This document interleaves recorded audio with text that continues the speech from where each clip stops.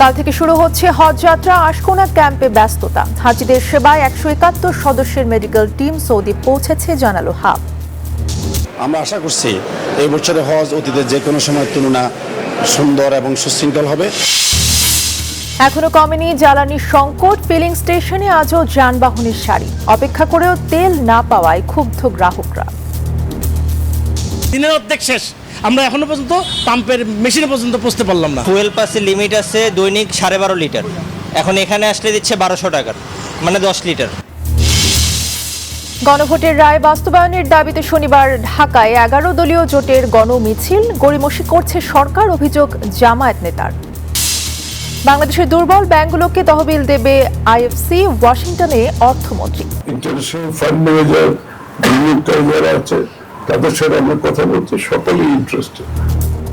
কর ছাড় ও ভর্তুকি পুরোপুরি তুলে দেওয়ার পরামর্শ আইএমএফের।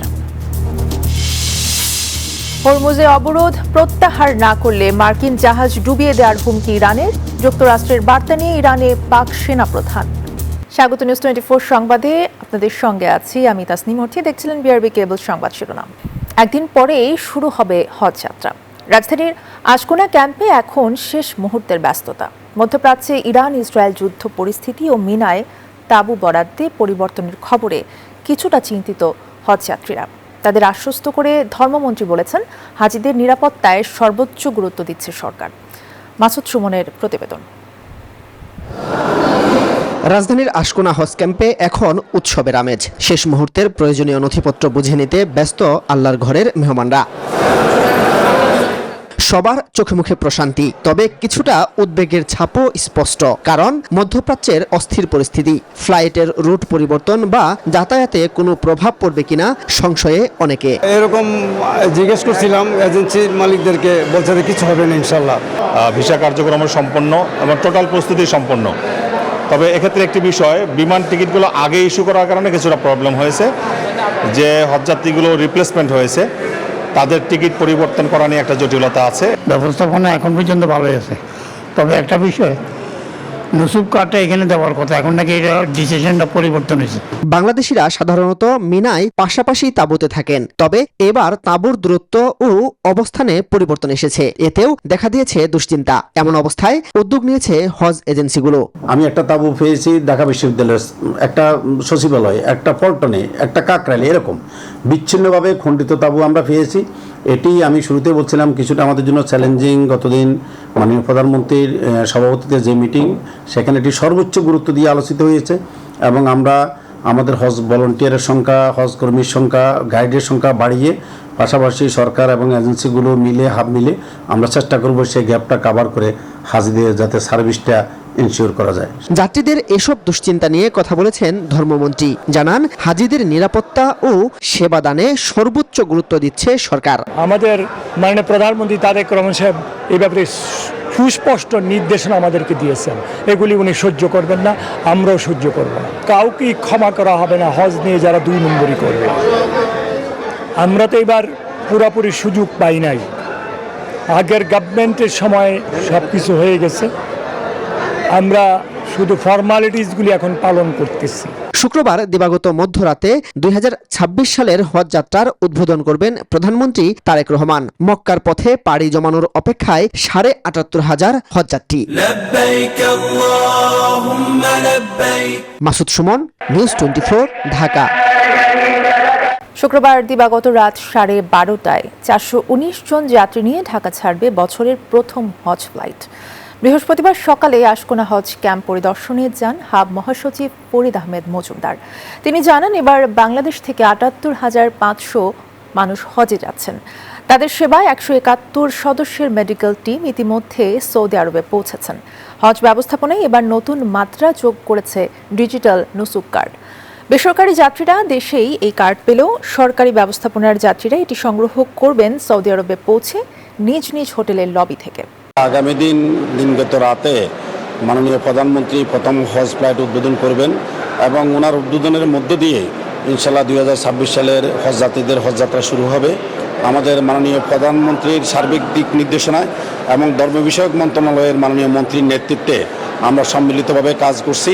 আমরা আশা করছি এই বছরের হজ অতীতের যে কোনো সময়ের তুলনা সুন্দর এবং সুশৃঙ্খল হবে।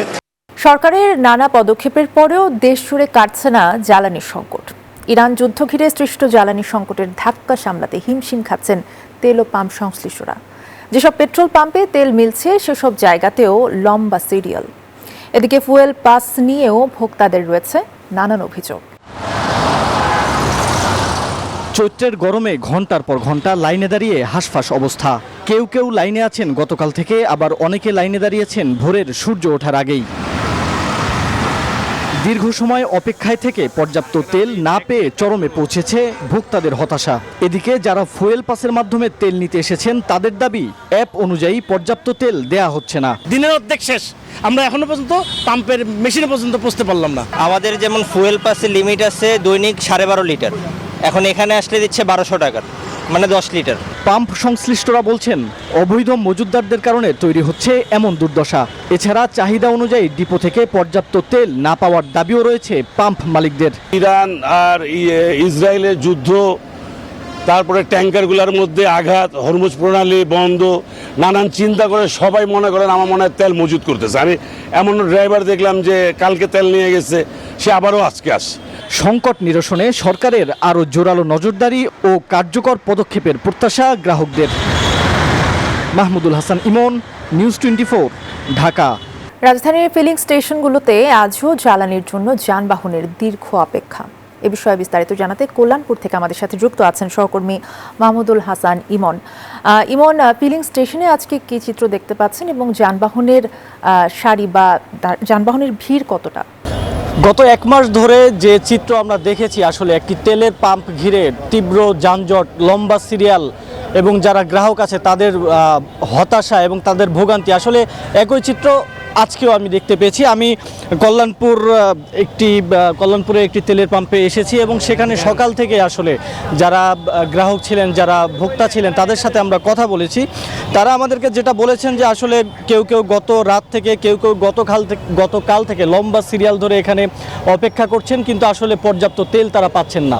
এখানে আসছেন এবং এখানে আরেকটা অভিযোগ আমাদের কাছে এসেছে, যেটা আসলে তারা খুবই হতাশ এবং ক্ষুব্ধ, যেটা বলছেন যে এখানে ভিআইপিদের জন্য আলাদা একটি সিরিয়াল তৈরি করা হয়েছে, যেটি আসলে শুধু এই পাম্পে না, এর আগেও আমি বেশ কয়েকটি পাম্পে গিয়েছি, বেশিরভাগ পাম্পেই ভিআইপিদের জন্য একটি আলাদা সিরিয়াল তৈরি করা হয়েছে এবং ওই সিরিয়ালে লবিং যারা করতে পারছেন এবং যাদের পরিচিত লোকজন আছেন তারা তাদের মাধ্যমে তাদেরকে ইউজ করে আসলে ওই লাইনগুলোতে ঢুকে যাচ্ছেন এবং ওই লাইনগুলোতে ঢোকার কারণে যারা আসলে ঘন্টার পর ঘন্টা সিরিয়ালে দাঁড়িয়ে রয়েছেন, 24 ঘন্টা, 12 ঘন্টা, 13 ঘন্টা ধরে সিরিয়ালে দাঁড়িয়ে রয়েছেন, তারা আসলে খুবই হতাশ। কারণ তারা এত সময় ধরে এই চৈত্রের গরমে সিরিয়ালে দাঁড়ানোর পরও আসলে তারা যখন তেল নিতে যাচ্ছেন, শেষ পর্যায়ে গিয়ে পাম্প কর্তৃপক্ষ ডিক্লেয়ার করছে যে আসলে তেল শেষ।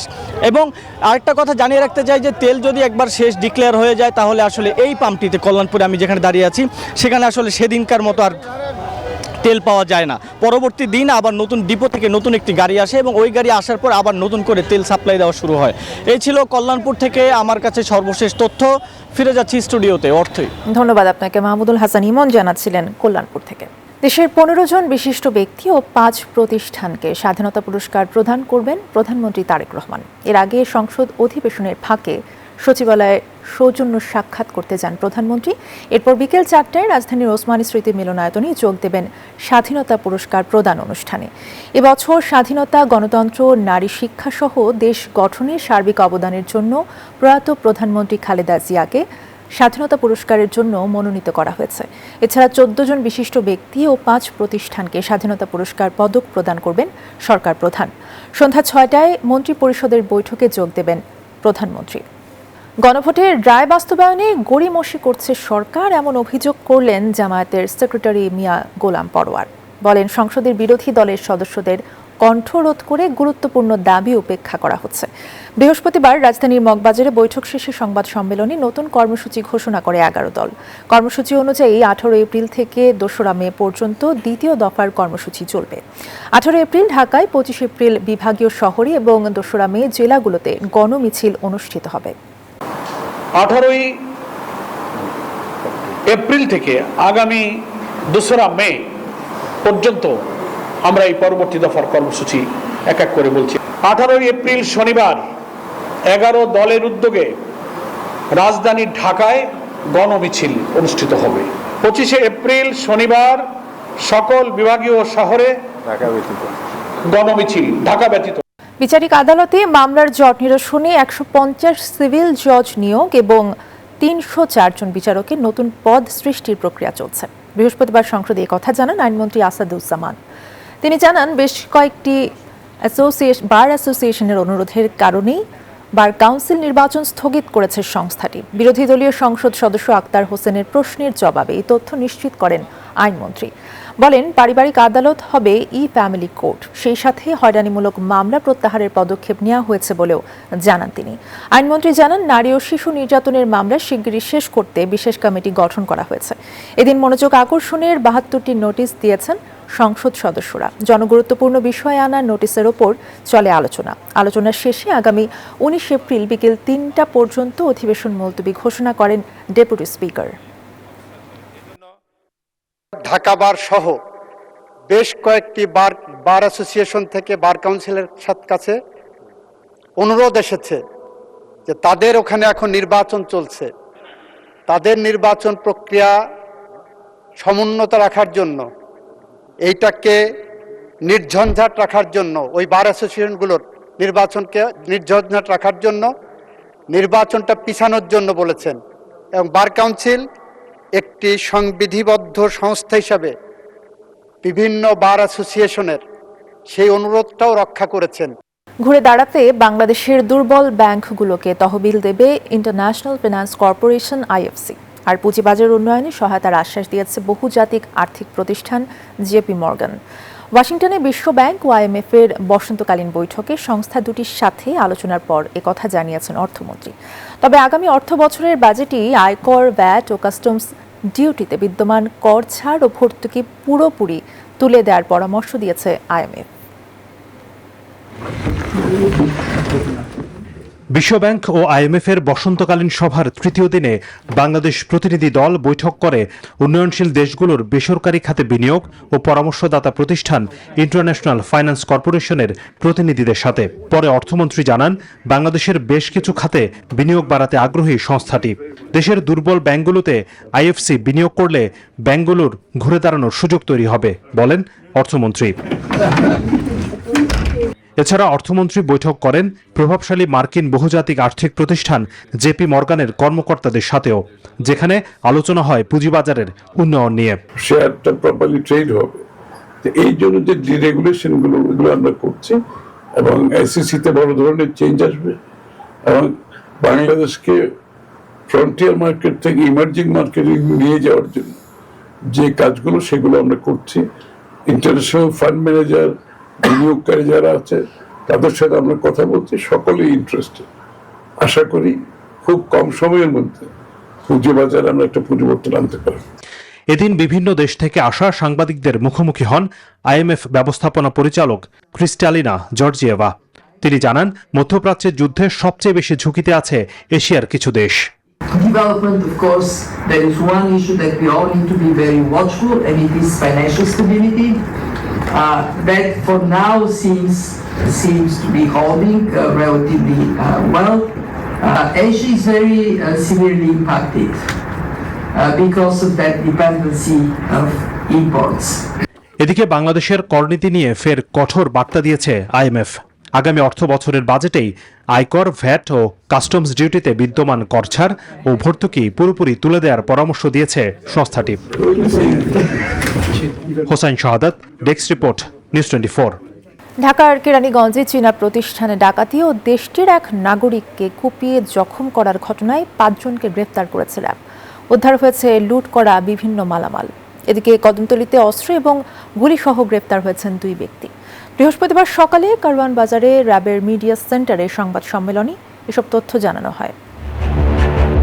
ঢাকার কেরানীগঞ্জে চীনা নাগরিকদের কোম্পানি টার্গেট করে সংঘবদ্ধ ডাকাত দল। অস্ত্রের মুখে জিম্মি করে লুট করে মূল্যবান মালামাল। বাধা দেয় এক চীনা নাগরিককে কুপিয়ে গুরুতর জখম করে ডাকাতরা। ঘটনার পরপরই অভিযানে নামে র্যাব, গোয়েন্দা নজরদারি ও প্রযুক্তির সহায়তায় গ্রেপ্তার করা হয় 5 জনকে। উদ্ধার করা হয় লুট হওয়া মালামাল ও নগদ টাকা। আমরা কিছু CCTVর যে ফুটেজ আমরা সংগ্রহ করতে পেরেছি, আর ডাকাতরা পালিয়ে যাওয়ার সময় ভুলে তাড়াহুড়ার সময় তাদের একটা ফোন দেখে যায়, সেটার সূত্র ধরেই আমরা আমাদের আভিযানিক কার্য পরিচালনা করি। এবং আমরা দেখেছি যে প্রায় 15 থেকে 20 জনের ডাকাত দল এই ঘটনায় অংশগ্রহণ করেছে। আমরা তাদের অনেককেই আইডেন্টিফাই করতে সমর্থ হই। এদিকে রাজধানীর কদমতলী এলাকায় আলাদা অভিযানে 2 জনকে গ্রেপ্তার করা হয়েছে। উদ্ধার হয়েছে 2টি আগ্নেয়াস্ত্র ও গুলি। র্যাব বলছে এসব অস্ত্র ব্যবহার করে মাদকের ব্যবসা সহ নানা অপরাধমূলক কাজ করতেন গ্রেপ্তারকৃতরা।